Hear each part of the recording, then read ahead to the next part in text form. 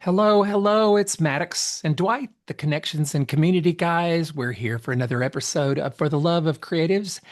And today our guest is Tammy Nguyen Lee. Hi, Maddox and Dwight. It is such a pleasure to be here. It's been a long time coming. I am delighted.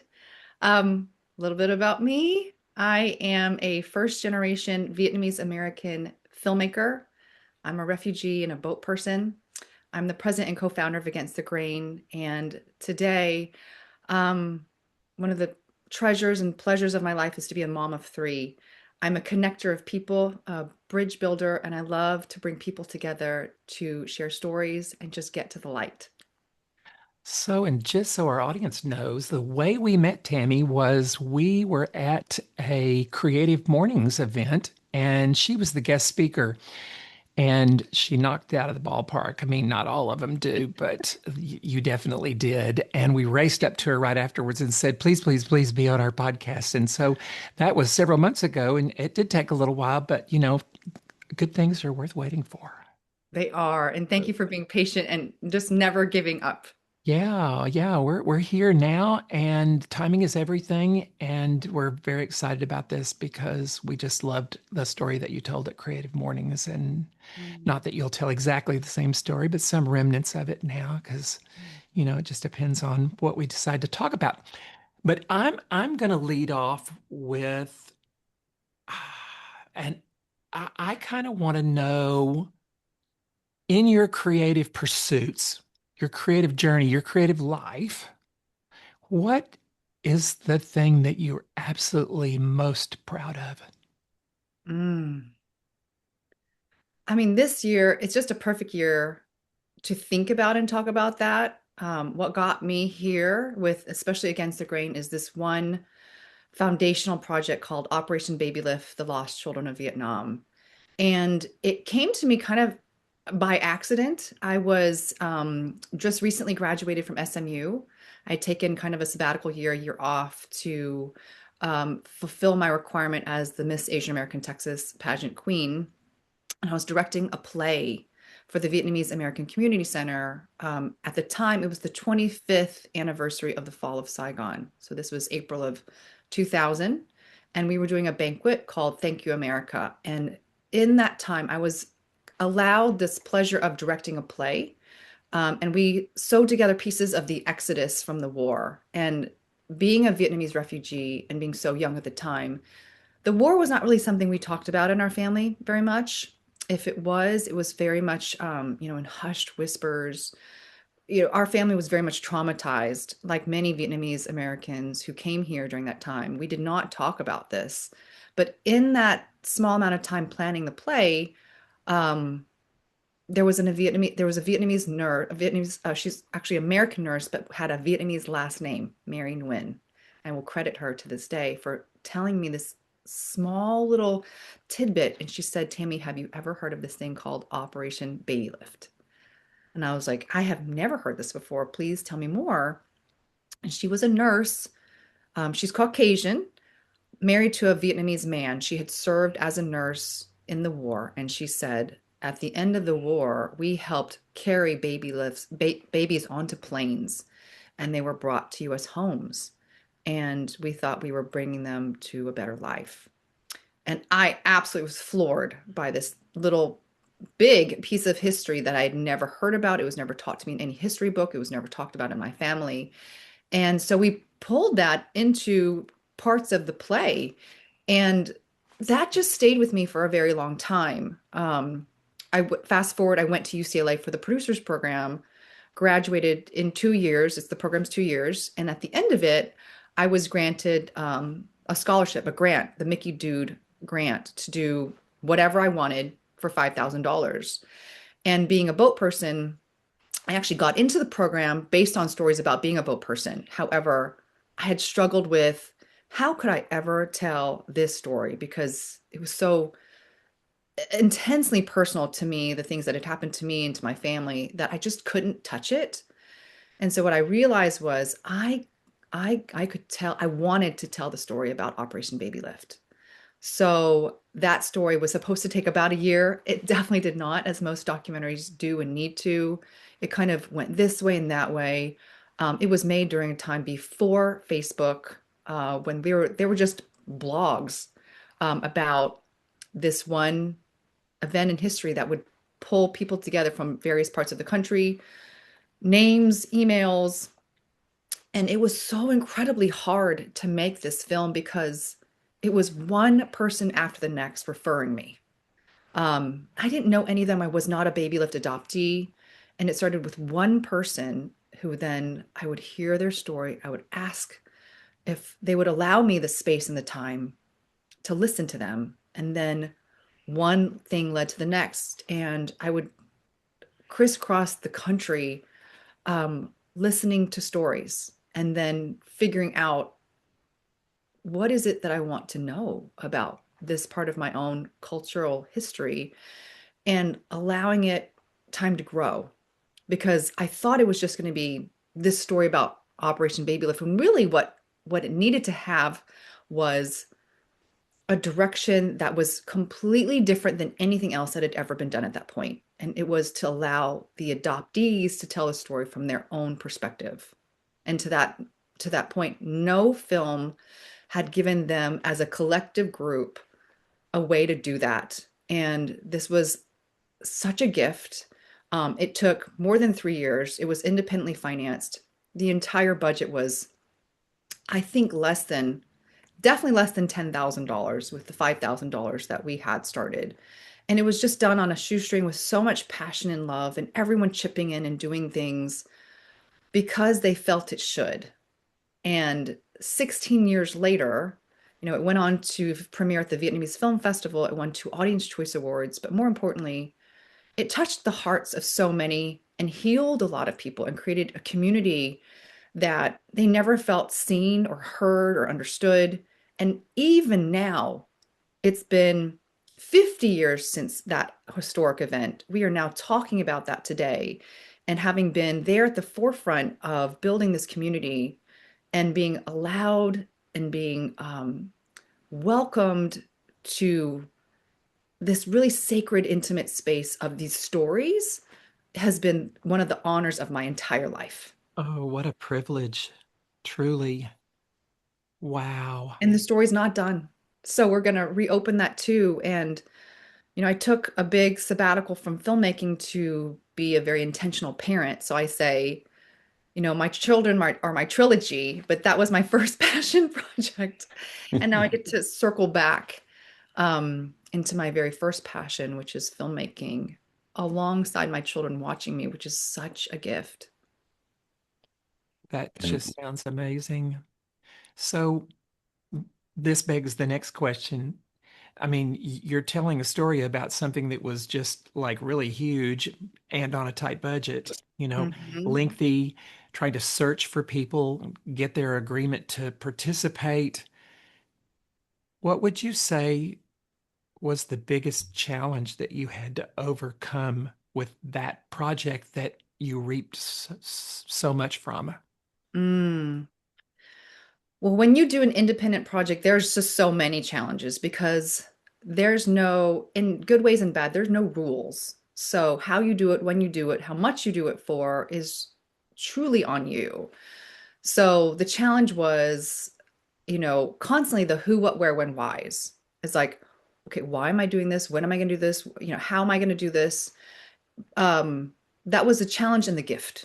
It was always the light side and the shadow side. So for me, I loved the challenge of constantly trying to figure out, okay, what next? Where does this go next? And how much am I going to spend? Producing, directing it in tandem, as well as then adding narration on the back end. I got a chance to really fulfill so many roles and learn so much. I made every mistake in the book as far as filmmaking goes. I had, I think, 2 different cameras that we used. We went from mini DV to HDV.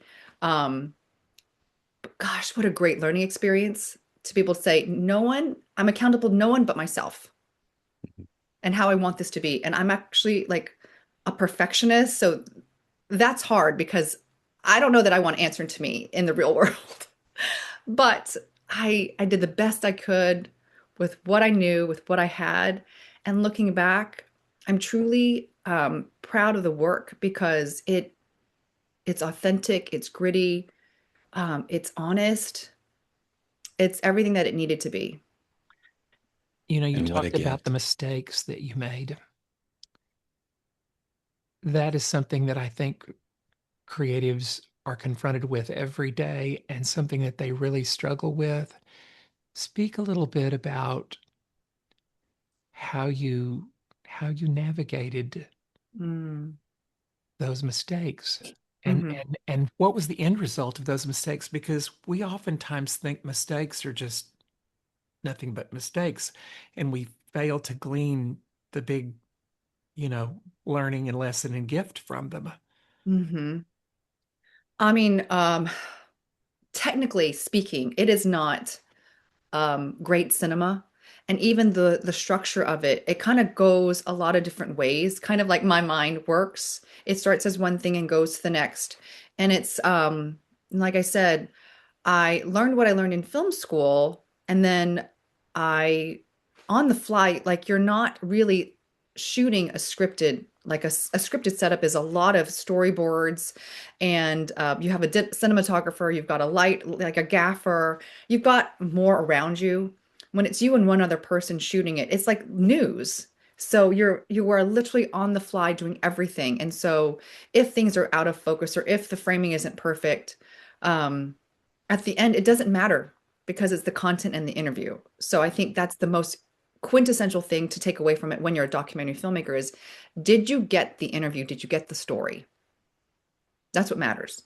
So even recently, I had the chance to talk to the pilot of the C5A Galaxy, who has a really important role in all of this, which we can talk about later. But we literally did a Zoom one night in his living room. I think it was 11 o'clock my time, and maybe, you know, I think he was on Pacific time, so maybe like, 2 hours.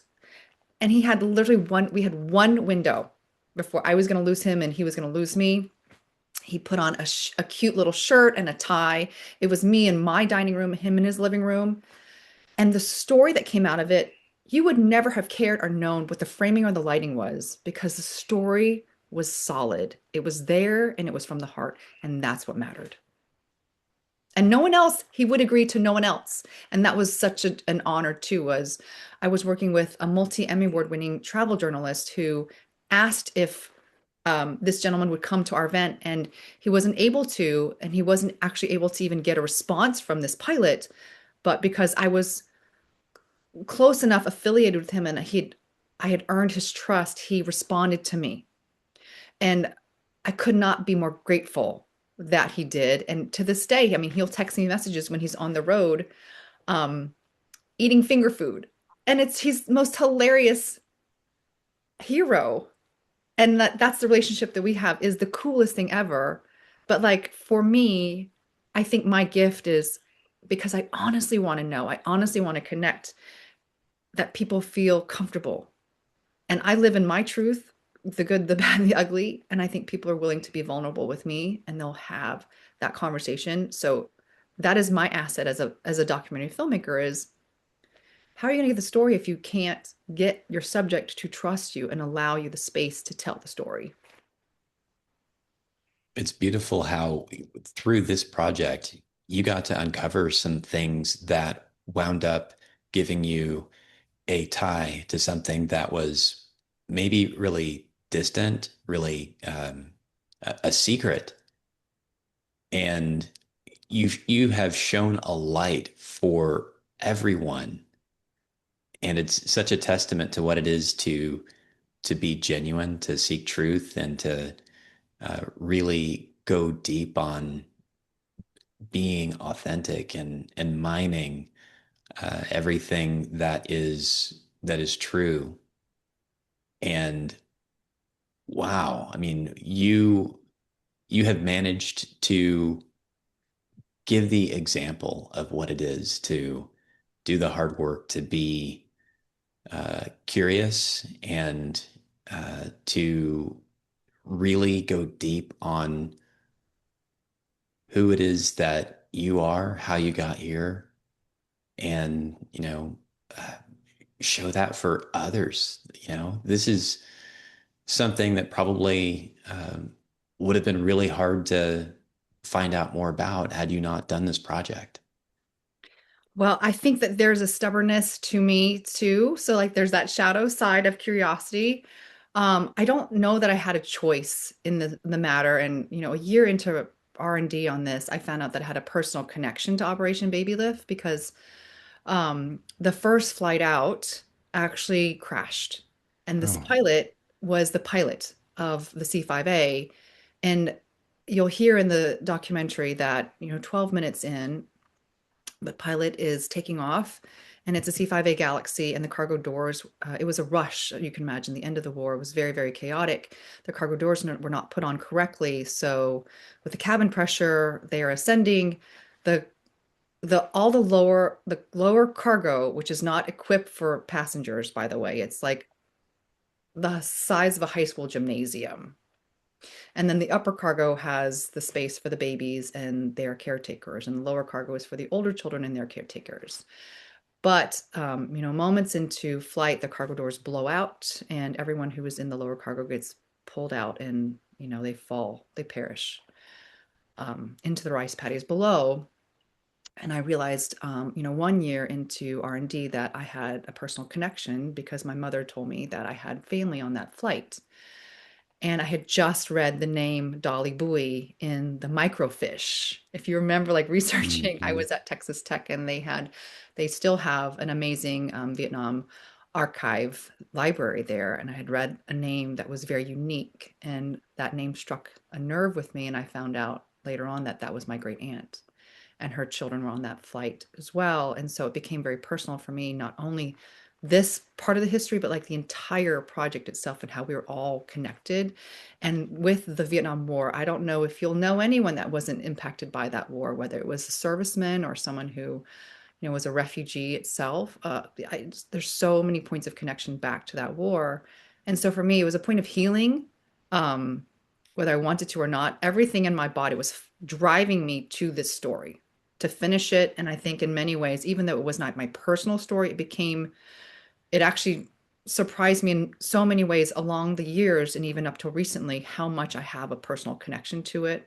But really, we all have a connection to these stories. And it just shows you we're all in this together. I can't imagine the life that I would had this not had the universe not given this to me. The curiosity is just a need to heal. And I think that for better, for worse, and my mom would say for worse, I have a distinct drive to the truth. And in my culture and my custom, that is not sometimes seen as okay because um, we don't talk about those things. Yeah. That's a lot. That rug, let's pile some more things under that rug. We just need to get on and move on with it. We survive. And for me, my point of survival is I cannot survive with things under the rug. Mhm. I personally have to stand in my truth. And maybe it's because of my westernized culture, but the eastern side of my culture would say that is not to be spoken of. We don't need to talk about that. We just need to move on because that is how we are resilient and move on, which I understand as well. But for me personally, I cannot heal that way. And I would think most people do not heal that way by ignoring the past. They have to address it head on, um, in different ways. There's subtle ways, there's assertive ways, there's more traumatic ways. But when you talk about trauma, sometimes you got to rip off the band-aid. Sometimes you got to, swabble with saline solution. There's so many different ways to deal with wounds from the past. And for me, this was just the ultimate wound for myself and my people that I felt I had to do this. I couldn't tell you why then. I just had this definite need and definite drive to do so. Wow. I'm kind of in awe. I mean, all the connections that you speak of and then the length of time that you've been involved in this, it's this ongoing thing. How many years ago was this? So I graduated from UCLA in 2004. I got the grant that year. I didn't start working on the project till 2006. And then we released it to film festivals 2009, to DVD in 2010. And that year it was like the 35th anniversary of the fall of Saigon. So this year marks the 50th. So I wouldn't have told you then that this would have been my life. I never would have thought that as a filmmaker in my late 20s, early 30s, that this would have been the project that would define my life. But somehow, some way, it has blessed me in so many ways and so many others. And like on this milestone year, so many of us who are impacted by it, especially the adoptees and the servicemen and women who were there at the time helping the orphanage aid workers, the flight attendants from Pan Am, who are all thinking retrospectively back to that time, especially given what is going on in current day. We think, wow, that would never have happened today. And look where we are because that was allowed to happen. Look at the adoptees, how their lives have been changed for the better. Look at our country, how we've been changed for the better. Um, History allows us so many things to see ourselves then, now, and in the future. And I know you agree. If you do not know your past, you do not know where you're going. And Yeah. those who are bound to forget the past are, you will repeat it. Repeat the big Yes. mistakes of the past. Correct. Yes. And I think Yes. our memories are very short-lived these days, and we have Mhm. to always remember our history or herstory. You were very young when you started this massive project, and I'm thinking probably at that time in your life, you probably weren't processing and thinking, well, who do I need to become to do this? But looking back on your life now, in retrospect, can you unpack for us and tell us who it was that you did need to become, those internal things that had to shift, not the external stuff, but Mhm. the who do I have to be in here to do this, to pull this off, to make it happen? Mm. I mean, even today, there's so many things that I do that I'm not consciously aware that I do, but I'm sure it's because I was guided by so many amazing professors. Even my own personal life, my mother is, one of my biggest life sources. She is the ultimate example of resilience. She came from a very, um, her life was not easy.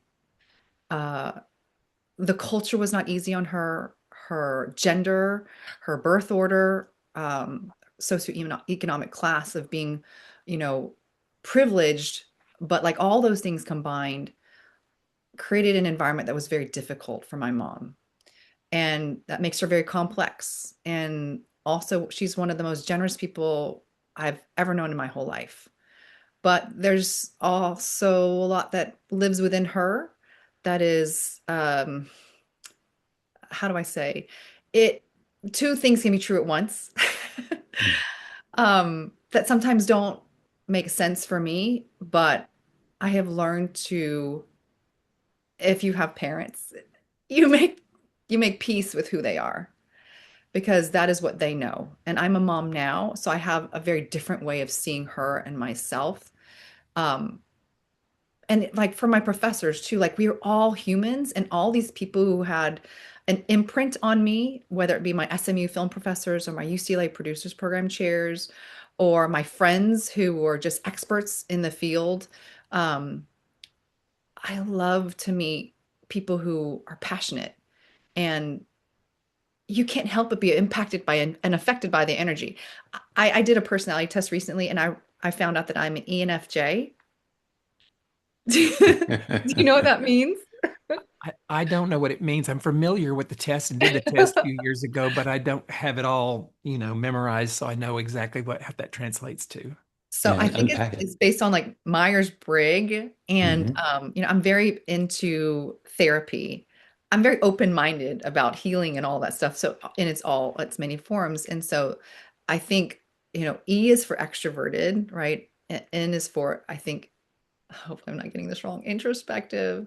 F is for feeling, and J is for judgment. And my therapist said that my numbers are like kind of off the charts, and she asked me like, Tammy, are you like a clairvoyant? And like, have you ever, come up to someone and they said, how do you know these things about me? I'm like, yes.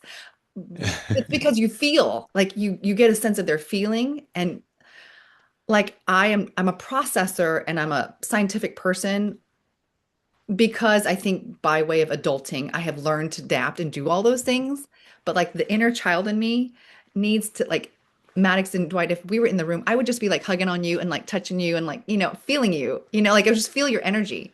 That's us. That's us. I think that's not so much clairvoyant. I think that's empathic. Correct. And so creatives tend to be, probably in the same sphere. Maybe it's like introverted versus extroverted, because it's the way you express your energy. I was surprised that I was extroverted, but I think I also, how it was explained to me was I get my energy from being around people. And it's not like having to be the center of attention. It's just that I love being within community. Yes. And Yeah, you're a natural connector. Yes. so to answer your question, I just think that I'm always learning from people around me. And I don't know that I thought about who I needed to be too much just because I'm such a doer. And I'll think later and sometimes I'll ask permission later and I'll ask forgiveness later because I'm just in the moment passionate doing the thing. And you don't think about it until later and go, oh, how did I do that? No fear. There's a saying in Vietnamese. It's "Dia không sợ súng," which means the deaf are not afraid of gunshots. I love that. True. Love that. That's the literal translation. But it's like, it's true. If you can't hear it, then why would you be afraid of anything? Like you just do the thing, you go. And now in my later years, I'm in my 40s now, late 40s. I have had more reminders of fear because I have children. I take calculated risks now, as before I probably would just do whatever, be much more adventurous. And I'm trying to get back to that. As creatives, we have to be willing to like get back to let me make a risk. Let me be willing to fail. Because when you're younger, you're like, whatever. You just want to get the thing out. You don't think about the risks. You don't think about the failures. And so you just do the thing. And all of a sudden you have this amazing whatever because you didn't think about it. And I'm a chronic overthinker now. I need to stop overthinking. I suspect many of us can see that in our past. How we just didn't, we didn't think about, can we do this? We just assumed we could, and we did it. I look back, I was telling Dwight a story just yesterday about everything that happened from me from the latter part of 1980 to the latter part of 1981. It was a year, and in 1 year, I got a divorce. I closed the family business. I got my license as a hairdresser. I opened up my salon. I came out as gay. And there was in a 12-month period of time, I I built a business. And I look back and I think, my God, I came out, so now I'm dealing with parents that don't know how to deal with me being gay. So there were just so many pieces, parts, and I just navigated it. And now I look back and go, I never unpacked it, the fact that all of that happened in an extremely condensed period of time. Yeah. Because your life force just, I think it's a survival thing. Like when you're in survival mode, are you really thinking? And in many ways, you get primal. Like I just need to think, I need the things to get me out of this. Food, water, air, shelter. Yeah. Maslow's hierarchy of needs. What is the thing that's going to keep me alive? And you're not thinking, you're doing because it's your instinct. Yeah. And so maybe in many ways, many of us who are artists are like, I need this thing to survive. If not, because a lot of us do art. Why are we creating? It's because likely we have some trauma, some hurt that we're trying to cycle through and heal. Because why else would we choose to do this thing? You know, like maybe I should be an accountant. It's much more stable. It's much more normal. But why do I choose to be in this space that's so unpredictable and like nonsensical and crazy? I have I no other think option. I must do this. part of the answer is because it feeds our soul in a manner that nothing else can. True. Yeah. It And just first, feeds our soul. yeah, and Yes. for some of us, it's the only way we can metabolize the things that are causing us pain. Hmm. It is for me, it's like meditation on steroids. Like there's this sense of peace when I'm creating, particularly when I'm painting. And I think that was present in all I did as a hairdresser, because hairdressing is art. You know, you're changing somebody's hair color, you're putting makeup on their face, you're changing the cut, and your canvas is not a flat surface. You know, it's got angles and shapes, and there's no two canvases that are alike. And um, it fed my soul in a manner that I was able to do it for 40 years That's and would still three-dimensional be art. doing it if my body hadn't said, sorry, dude, you're done. Oh, you're healing yourself and you're healing others. It's an amazing art form. They should call it hair art. We, we, Heart. you say that again. We heal ourselves when we heal others. Is that what Yes, you said? absolutely. That's so necessary. We heal ourselves when we heal others and Yeah. vice versa. And we also teach what we must need to learn. So Those true. kind of go hand in hand, I think. Hmm. You know, I look back on the times when I was accelerated the most, and it was when I was teaching something that I only knew vaguely to somebody that knew less than me. It's magical. You want to learn something? Teach it. You really Hmm. want to learn it? Teach it. That's so true. Doesn't matter Yeah. what it is. And to be willing to say, you know what, I don't know it all, but let's try this together. And, if we mess up or not, like I always tell my kids, it's not in the 100s that it's not in the perfection. It's actually in the failure and how you learn to get back up. And that's so cliche to say, but it's so true. Like when they come back and they have like a bad grade, I always say, it's okay because that way I know, the teacher knows like where is that muscle that needs to be strengthened. And it's the willingness to get back up that is really what life is about. Because if you are constantly perfect and 100s all the time, who knows if you actually know anything? Yeah, Right. But then when you get the bad thing, then when you get knocked down, that's when you go, oh my gosh, that's where I need to work. that's what You builds our resilience. because Hmm. the glows are great, but without the failures, you don't get the grows. So you have to have the glows and the grows. I think so too. So, dipping back to another time in life, how did creativity show up in your life at the earliest glimmer? Oh goodness. Well, when you have nothing, you are forced to be very creative. So growing up, we were, refugees starting over, had nothing. Um, I remember my mom worked very, very hard. Her first job, I think she was a waitress at a very upscale Vietnamese restaurant. And so my great aunt, who was one of the foremost caterers in Washington, D.C., again, had no formal training, but she took care of me. And so I grew up in kitchens a lot, like her kitchen and then my other aunt's kitchen here in Dallas. And when you don't have a lot of money, you get resourceful on like toys, for instance. Like I remember a memory where we didn't have money for toys. So I found masking tape. This sounds a little psycho, but like I turned little balls of like I took masking tape and put them into little balls in different sizes, lined them up against the wall, and I thought, I pretended they were dolls and I would talk to them. Sounds super psycho right now if I say it out loud, but No, not at all. Not at all. It's what you have. It's that's what I had. magic. I mean, you were Magic. entertained by little balls of tape. Simple. I And just think, then like I had a little sister who I wanted to entertain. She was and still is almost 8 years younger than me, 7.5 years younger. And when she was born, she was just one of the loves of my life. Like I thought I would actually stay up in the middle of the night with my mom to try to change her diapers because I didn't feel like anyone else could change her diapers better than mom or me. So as we were growing up, again, we didn't have a lot growing up. My parents were working, sometimes multiple jobs to be able to support us and then send money back to Vietnam to our family that were still there. And I remember one Halloween, my sister was born right before Halloween, and we lived in this cute little pink house that my father had painted pink on the outside and inside with pink carpet because I was obsessed with pink. And I wanted to entertain her.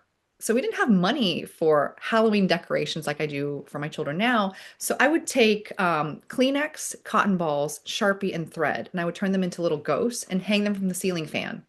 And, just turn it on and away they'd go. And she would laugh and, simple times, simple, but it was fun and it made us smile. And I think about those memories a lot, like the things you're forced to do with very little to be creative because you have to get it out and you want to smile and you want to have joy.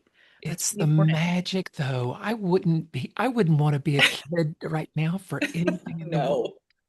They're handed an iPhone at a very, very early age, and they didn't. Most kids now are so spoiled they didn't have to use their imagination or make anything. It's just unreal to me. I too grew up in a family that did not have a lot, and my dad would make toys for me by hand Mhm. out of wood. He'd carve something or he would glue something together. I I had stilts that he made. I had a go-kart that he made um, from just scraps, from just old stuff laying around. And I And look you back remember on it to that. this day, Uh, handmade stuff. I you love know, the handmade intentional stuff. I look back on that as being so special. Yeah. You know, yeah, bless the kids' hearts that did I that. know. And to try to keep them simple and down to earth with those sensibilities. Like my father is an amazing artist, and like back then, he would just whatever we wanted, he would build it. He would figure out how to build. He was an artist in his mind, became a civil engineer because he had to, but like he's always building and touching and texture and colors. And my house is filled with his artwork, that he's actually painted on the walls or painted and framed for us. And I think we try to keep those values instilled in my kids to this day because somehow, some way, like that art has come from generations. That had come from somewhere on both sides. Even my mom, she actually used to say, Tammy, why are you so rebellious? And then I found out later on from her friends that she was the ultimate rebel. Like she was a drummer in a girl band. I mean, I was like, are you joking me? Like now you wonder how I became against the grain. You were the OG against the grain, middle black sheep, like for real. Who was a drummer in a girl band? That's so cool. Well, the apple doesn't usually fall very far from the tree. Is Oh. is that the inspiration for the name and Against the Grain? No, actually, against the grain came to me. A lot of good ideas come to me in the shower. I don't know about you. They do.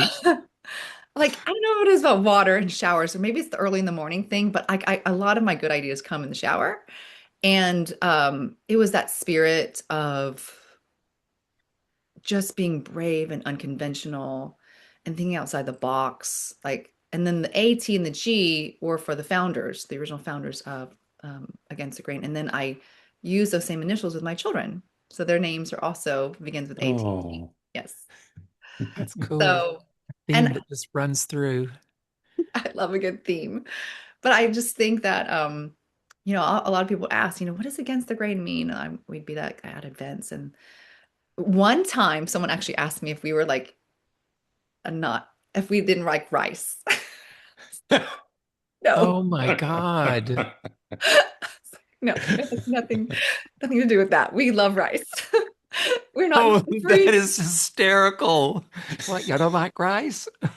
That was, and I've never forgotten this person, but it was a very honest question. Walked right up to me at like one of the cultural fairs, and they're like, "Do you not like rice?" I'm like, "No, what? No, we love rice." What it means is, so I said, team, we got to make our branding like much more obvious. Like we're going to do a trifold, and the definition of what against the grain is going to be really big on it. But the inside joke was always, we love rice.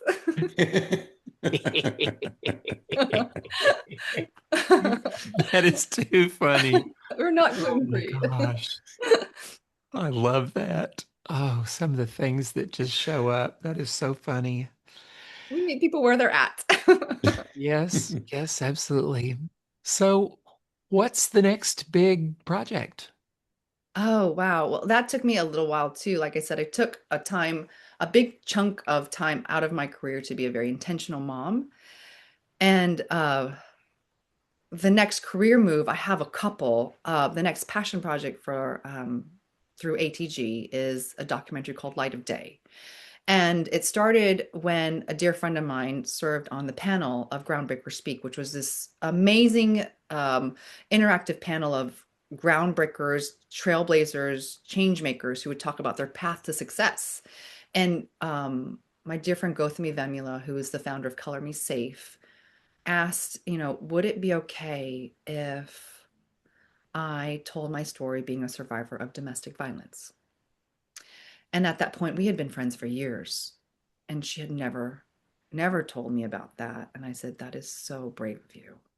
If you would like to, I will be there to hold your hand. And that day came, and she was at the podium, and I was sitting next to her. And I think there's a picture of me ugly boohoo crying as she's telling her story, tears just flowing down her face. And I just remember thinking, man, so brave of her to do that in front of an audience. How can I not honor that? How can we how can I be a filmmaker asking people to be honest when I am not honest about that in my own life? So I shot the sizzle for it with a couple of my these wonderful women who were brave to talk about their story, never really telling the truth about how this topic has impacted my life. And so this might be my swan song, y'all. The one thing that puts me over the edge. Because as I told you, I don't do personal projects well for a reason. So it took me a long time to figure out how I'm going to tackle the rest of this because it was about them and their story. But really, I'm pulling back the layers more um, and talking about how, family violence, domestic violence is and survivors of it, it's a manifestation, but it starts from layers of intergenerational post-war trauma, like from the abused to the abuser. And how do we talk about this? How do we identify it? Um, how do we heal from it? How do we move on from it? So it's a really, really big topic, not just in our community, in my personal Asian American community is where it started, but like for all of us. And so through our ATG scholarship winners, who are insanely talented, from filmmakers to dance majors to music composers, they are hungry for the opportunity to be mentored and to have projects like this. And so I have realized, why would I shoulder that burden by myself? If they're asking for mentorship, then I am happy to create an opportunity and environment in which we can collaborate together. The older generation, me, and then the younger generation, them, to bridge that together and work on this project.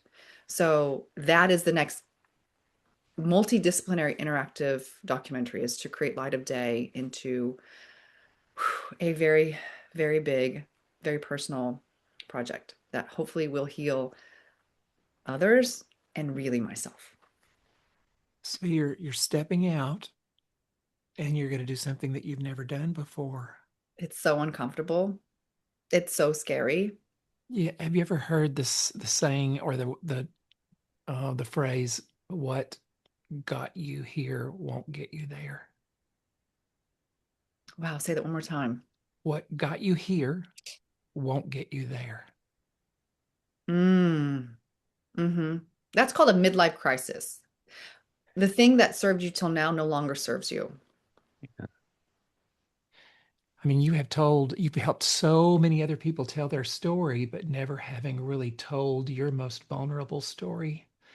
So we talked about how, all those years ago when you started the first project, the massive flight of the children, Mhm.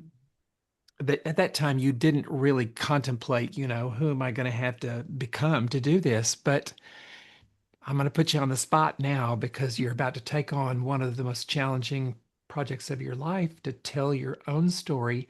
Mhm. And first of all, from my own personal experience and from the people who I've touched in my life, I can tell you that this will be probably the most healing thing you ever do.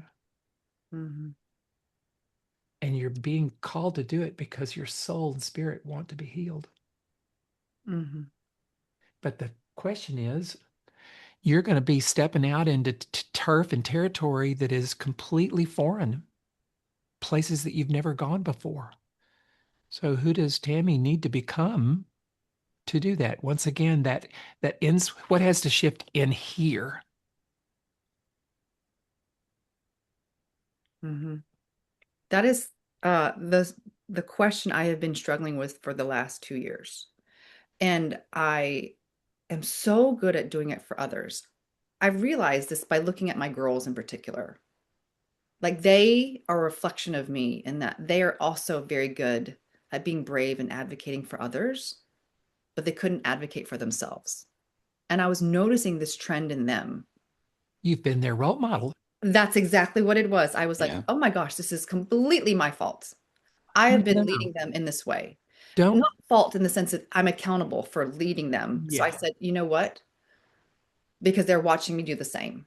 I advocate for others, but I'm not standing up for myself. I'm not advocating for myself in my career and my personal life. And so I took some major, major stands in my personal life in particular, and in my career as well, to stand up for myself and advocate for myself because I was hiding behind a lot of different things. The sensibility of like who I needed to be. I'm the eldest daughter. I have perfectionist tendencies. I'm a people pleaser. I was constantly doing what I thought I was supposed to because I was told you're supposed to. Even with an organization like Against the Grain, I was being brave, but like for everyone else and still not for myself.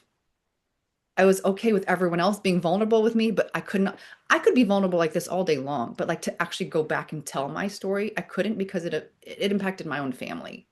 And that sense of dignity and responsibility still weighs on me heavily to tell it in a way that honors them because part of my story is so tied up in them that I can't completely fully tell my story. So I'll get as far as I can. You're answering the question. You said you've grappled with this for 2 years, and you're really very articulately answering it right now. You're talking about how the person you need part, it's multi-layered usually, but one thing that you're describing that you need to become is a a person who can advocate for themselves. Mhm. And Yeah, what a that's so gift. hard. I didn't know until this year what healthy boundaries meant. Mm. Like to say no and say, no, you're not going to have access to me. I don't need to reply to you. I don't even need to talk to you. If you're going to be mean to me, I don't owe you an answer. If you're going to say these things or treat me this way, I don't need to please you. Like, no, no to that. I didn't even understand what that meant because I was taught that this is how it's supposed to be. You keep going for the sake of your family, for the sake of the kids, for the sake of. Mm. Okay, I want to suggest that you not be too hard on yourself or think that you're late to the party because you're not. Thanks. I've had a lifetime of working with women, and I mean, there's a big portion of the female population that will live their lives out and die without getting the boundary lesson that you got in this last year.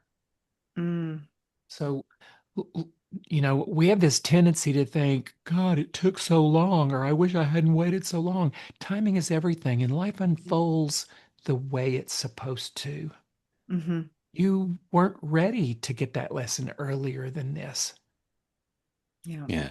And I I always I say would say, rather than feeling like, oh my God, I wasted so much of my life not knowing this, think about how much of your life you get to live with this knowledge now. Things will be different moving forward because you know how to set boundaries. Hmm. Yeah. Women in any culture struggle with this. I have not yet met a culture that women don't struggle with this because there's some form of patriarchy in every Mm, culture. It's a man's world. hmm. And I personally hate that. I'm My so glad that we as have verbiage around it, though, to be able to say things like patriarchy and toxic masculinity, because, had I not had that, I would just been like, well, this is just the way it is. no, No, no, no. I reject that, especially because I have a son. And I even think now my role as a mother to him is even more, not that it's more important than my girls, but like the consequence of not raising a son that understands this and how to navigate in a world that is should make honest space for women and his sisters and his mother would be such a disservice. And we obviously see the consequences of what happens when men are not raised to love and honor and respect women. It's not okay. Not It's not. okay.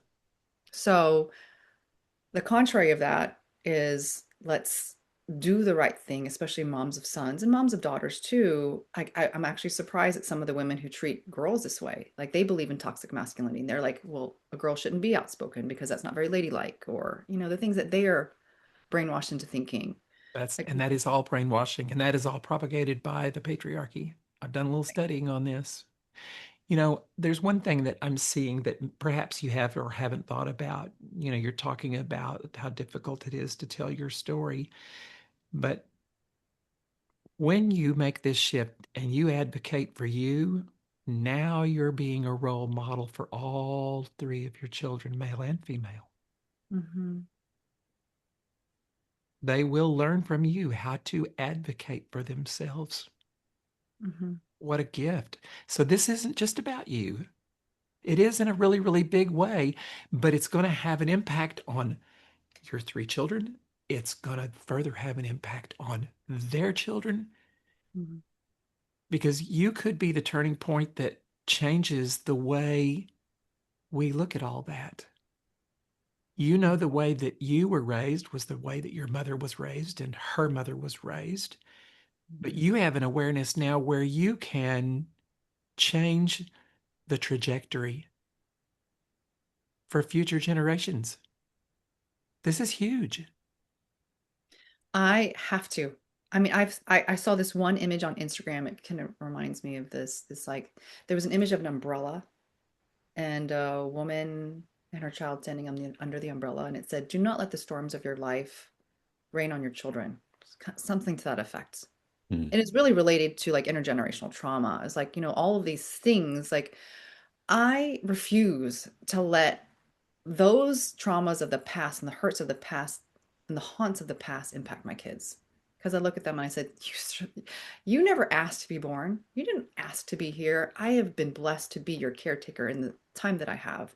I don't want any of that for you. And it takes a lot of introspection to go, okay, I am so guilty of this. This is how I was raised. This is what I know, but I don't want any of this for you. How can we stop this?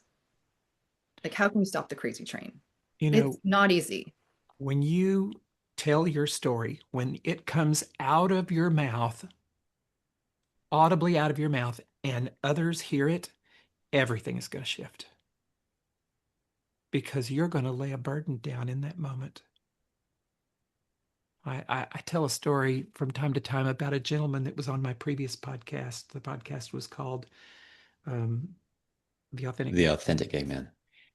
Oh, And I love that.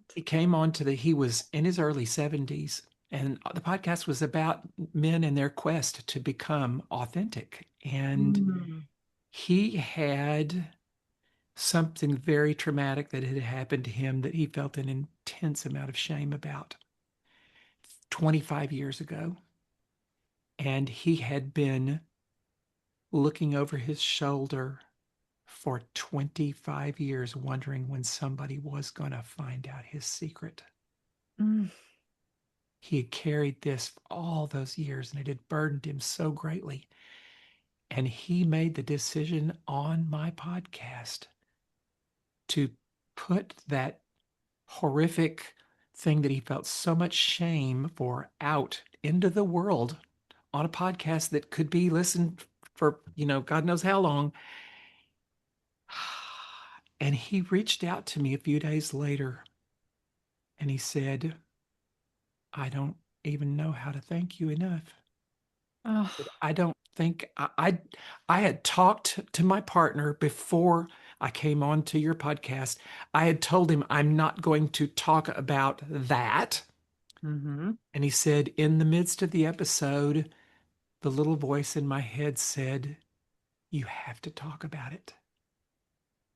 And so he chose to talk about it. I didn't know this until after the fact. He chose to talk about it. And he said, for the first time in 25 years, I'm not looking over my shoulder. Oh. He freed himself of that. Mm-hmm. And your story is not so dissimilar to that. You're carrying something that most likely has a great deal of shame attached to it. How could it not? Mm-hmm. Yeah. We all have prisons. Many of us hold the key to our own prisons, and if you'd be surprised how many people would open the door to it and still choose to get right back in that cage because that is what you know that Yeah. feels safer than what Yep. is beyond. It's super scary to open that door, find the key and open the door and step outside and to free yourself. But I think we all deserve that. And that I is what I totally say is agree. stepping into the light, finding the light. I am over here being your biggest cheerleader. I'm holding space for you to come out of the closet with that story and be free yourself. Yeah. And And and free while others. you teach your kids to do the same. I have a huge road ahead of me. I wish it were just mine to tell because I would probably be much more bold and brave and brash and brazen and all those things. But I have to be respectful to those who are all involved in this. Mhm. Uh, so yeah. Um, Well, and part of that becoming that we're talking about is how do you become the person that can do that? What do you need to become to do that? mhm, There is a difference in telling your story in a manner that's defamating, or I'm using probably a $10 word that I'm not using correctly, but to make others wrong or to make them feel bad. There's one way that you can do that, and there's another way where you just tell the truth with no kind of, you just tell the truth mhm, with no slant on it, no type of, and that's where the authenticity really shines. mhm, If your heart's in the right place and you're just going to speak your truth with no intention of harming anybody else in your life that might have been connected to that, mm, the way it lands for them is not your responsibility. mhm. It is tricky. It's a tricky one because I also know that everyone is connected to everything. Yeah. So it's delicate. It is. And you have everything you need to do that. Thank you. I I'm know getting that there. I know that about you already. I've heard two stories now. I will Yeah. get there. You will get there. Yeah. And you don't have to get there alone. Thank you. You said you love therapy. Therapists can help you with that. A coach can help you with that. You don't have to do this on your own. Yeah, that was like one of the biggest realizations is that to be and to carry the story that I have, the few people that do know the truth, is that it does feel so isolating. It does feel like how could this have happened? Eh, it's a crazy story. It's an awful story. I wish it weren't mine, but it is, and it's made me who I am. Well, that's where the gratitude is. It's made you who you are. and who you are is pretty friggin' fabulous. Yeah. You know, I look back on my biggest trauma in my life with complete gratitude. I would not wish it on my worst enemy. I would not want to relive it, but I am grateful for all of it because it forged me into the man I am today. And I wouldn't want to be a different man than I am today. That's so, so good. There's something magical that happens when we can make full circle and be grateful. You know, at one point somebody said gratitude only works if you're grateful for all of it. You can't be Mm, just grateful for the good stuff. You have to be grateful for every experience, good, bad, and ugly. mhm. And I got it. I was like, oh my gosh, I get it. And when I could look back on that and feel gratitude for it, because yes, it made me fierce in some ways. It made Mhm. me strong. Ooh, yeah, I wouldn't trade that for anything. If you could say we would take that whole trauma and that experience away, but you have to give up what you got out of it. No way, Jose. No way. Yeah, a girlfriend of mine recently said, she said, Tammy, you have to be grateful for the lesson as it comes to you. And I was like, oh, but some lessons are so hard. Yeah. No, but like Yeah. any other way, would you have gotten it? Probably not. Not. Life unfolds very intentionally when we get out of the way. Yeah. Yeah. Wow. What a beautiful story. I have enjoyed this thoroughly. Yes, this has I knew I been would. I knew amazing. you would have just, you know, I can't wait to hear your story. I can't Me wait to share too. your story. You know, you have something that you can impact. Well, you never know where the ripples are going to what impact, how many people you will impact by this. We shall see. I mean, sometimes you just have to do it for you first and not think about like all that part. And I think for the first time, I don't want to overthink about that because in many ways, as a producer, you put on your, okay, the metrics of it all. And I think in many ways, if I'm going to be authentic about this, it has to come from a me for me space first. And I I think agree. then everything else will flow. I agree. Yeah. Yeah. And once you've told it for you, it'll be easier to tell it for others. Yeah. Yeah. Beautiful. I mean, you said you've been pondering over this for 2 years, but you, you seem very ready to me in everything you say. I mean, maybe not quite emotionally yet, but you have all the pieces. You have all the motivation, all the inspiration. Um, The first step is always the hardest. You talked about how hard it is to free yourself from that prison and how it's so comfortable to go back to what you know. But you've done hard things before, and you'll pull this off with aplomb. Thank you. I mean, I've had, and I'm very grateful for like the friends who have been there for me because, your family is often times why you got to where you are, you know? yes. And then Yeah. it's like the friends who have been cheerleaders and challengers and advocates have given me the strength to see myself in a way that I couldn't see and do for me in that space in that moment. And so it's a testament to them um, standing by me. I'm so blessed to have so many angels in my life between my Mhm. ATG tribe, between just old childhood friends who reminded me of who I was and who I still am. Um, People who I just meet, like literally on the plane. I'm that person who can talk to anyone on the plane and find a point of connection. Anyone who's brave enough to be human with me and like share that story always has such an impact. And like even like creative mornings, like you just find your people. Like as if the universe splits you apart. Like there's no such thing as a soulmate, but you like you're all splintered apart in many, many people, and you just slowly start to find your way back. And It's that is that the light. it's that vulnerability is the way you find each other. Yeah. Hmm.